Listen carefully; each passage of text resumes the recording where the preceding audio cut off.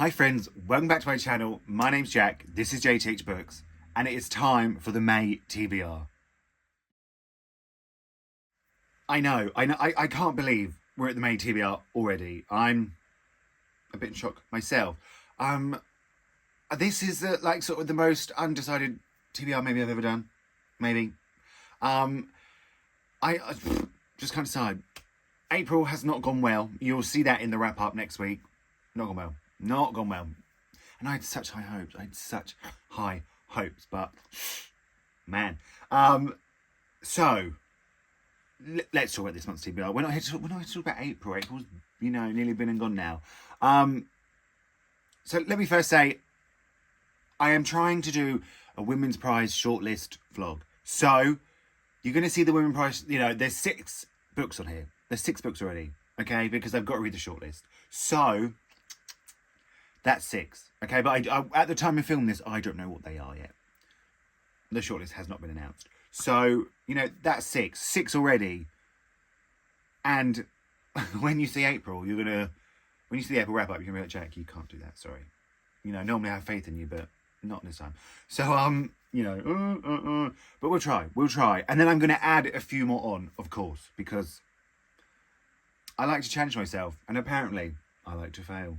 So, first up, because I just want to read it. I just feel like it's calling to me. I need to read it. It is Anyone's Ghost by August Thompson. This was kindly sent to me by Pickled Books. It comes out in July. I've seen a few people read it. They've loved it. I want to love it. I just want to enjoy it and have my heart broke. And that's, that's what I need. So, let's find out what it's about, shall we? The lonely life of a 15-year-old Theron David Alden is transformed when he meets Jake.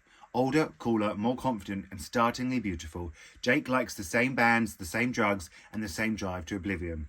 Over the course of 2 decades, Theron and Jake get high, drift apart, and are brought hurtling back together until a final collision tears them apart forever. Theron wants Jake, and he wants to be Jake. But is Jake brave enough to want him back?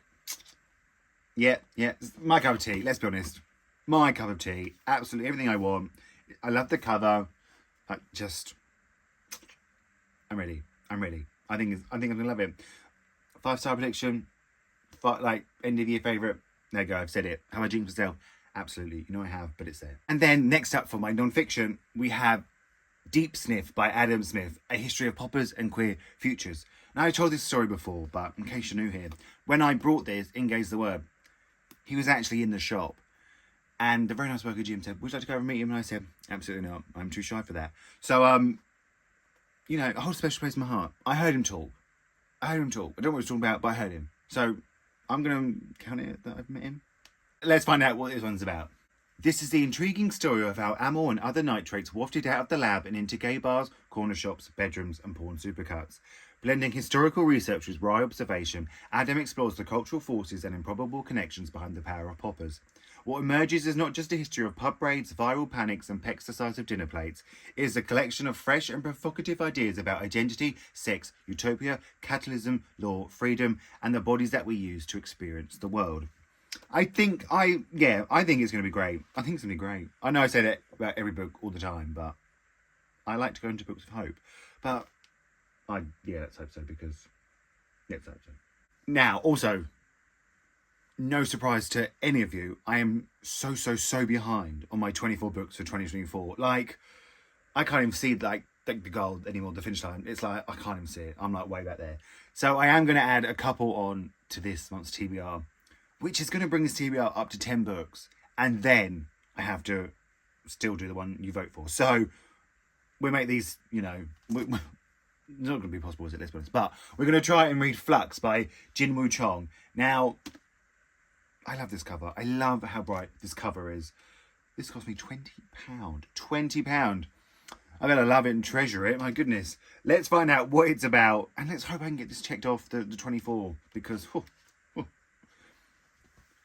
4 days before Christmas, 8-year-old Bo loses his mother in a tragic accident.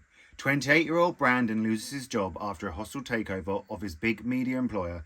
And 48-year-old Blue, a key witness in a criminal trial against an infamous, now defunct tech startup, struggles to connect with his family.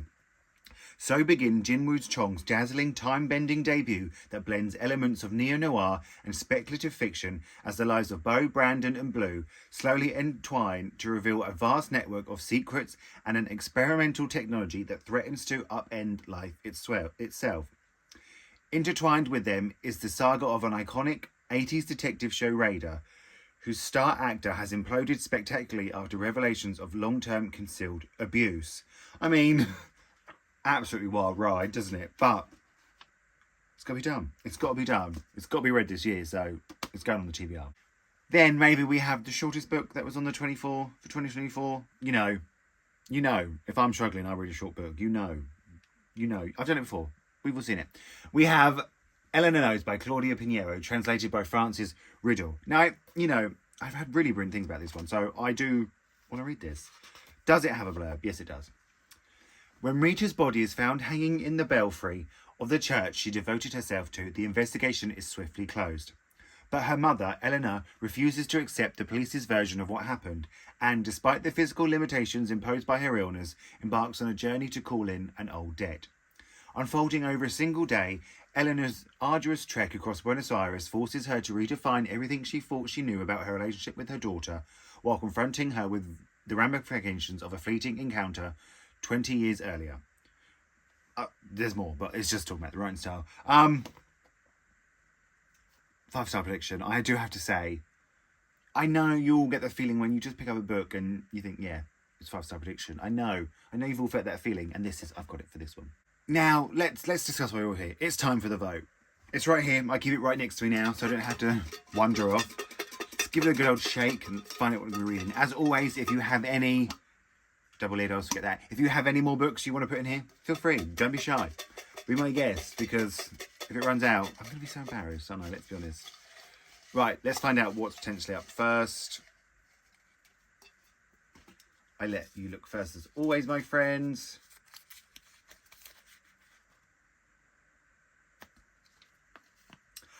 We have The Waves by Virginia Woolf. This has come up before. This was kind of written by Liz. Hello, Liz, my friend. Yeah, you said you want them back in. They're back in. Oh, okay. A short book as well, let's be honest. Let's try again. Or not try again, let's see what it's up against. Who is Virginia going to take down?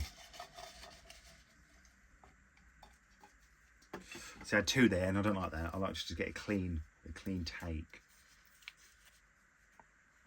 Is it upside down? Love in the Big City. Okay, this is a 24 for 2024. This was written by Violet. 2 in a row. My goodness. Congratulations. Right, let me quickly grab them. We'll find out what they're about, and then the voting can commence. So, first up, we have The Waves by Virginia Woolf. Kindly put in by Liz. Thank you so much, Liz. Let's find out what this one is about.